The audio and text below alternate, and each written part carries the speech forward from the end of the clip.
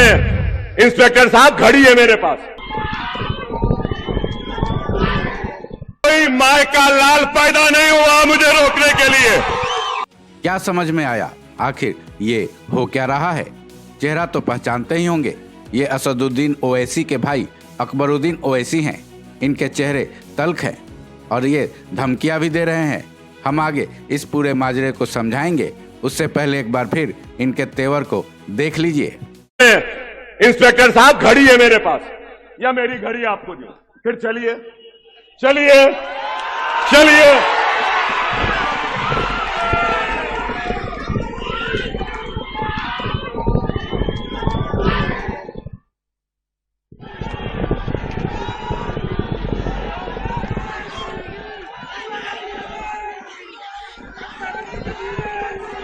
क्या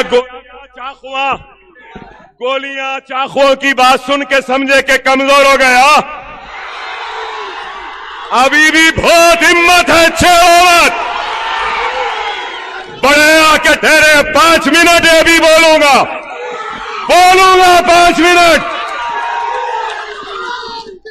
कोई माय का लाल पैदा नहीं हुआ मुझे रोकने के लिए।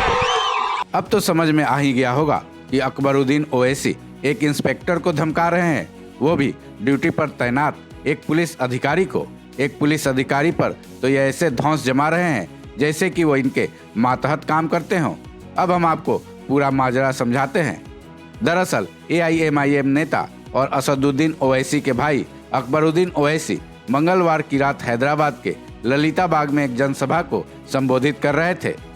नियमों के मुताबिक और आचार संहिता का हवाला देकर ड्यूटी पर तैनात एक पुलिस इंस्पेक्टर ने उन्हें सभा को समाप्त करने को कहा, लेकिन कानून की बात मानने और आचार संहिता का पालन करने के बजाय अकबरुद्दीन ओवैसी ने उस इंस्पेक्टर को न केवल धमकी दी बल्कि उन्हें ही मौके से चले जाने को कह डाला।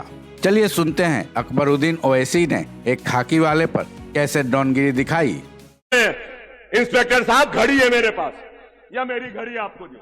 फिर चलिए चलिए चलिए।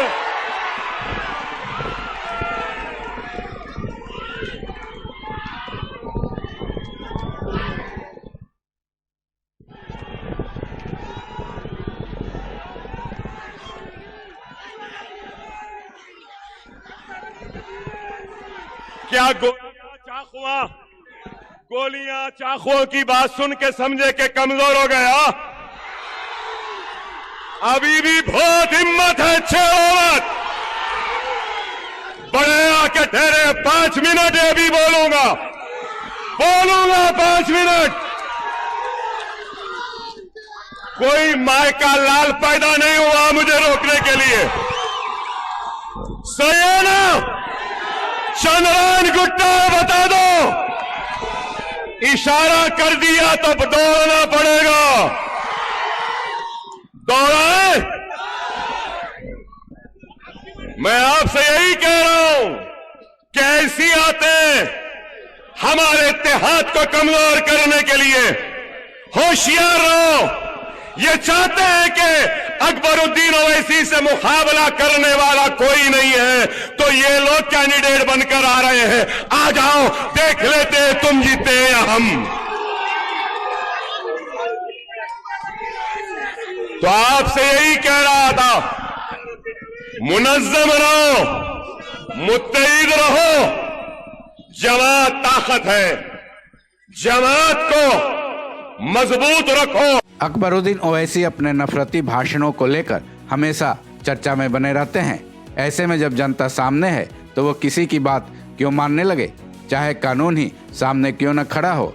अब भले उनके बड़े भाई असदुद्दीन ओवैसी हर बार उनके सामने ढाल बनकर खड़े हो जाते हों, लेकिन छोटे ओवैसी के ऐसे कर्म न तो नए हैं और न ही किसी से छुपे हुए हैं।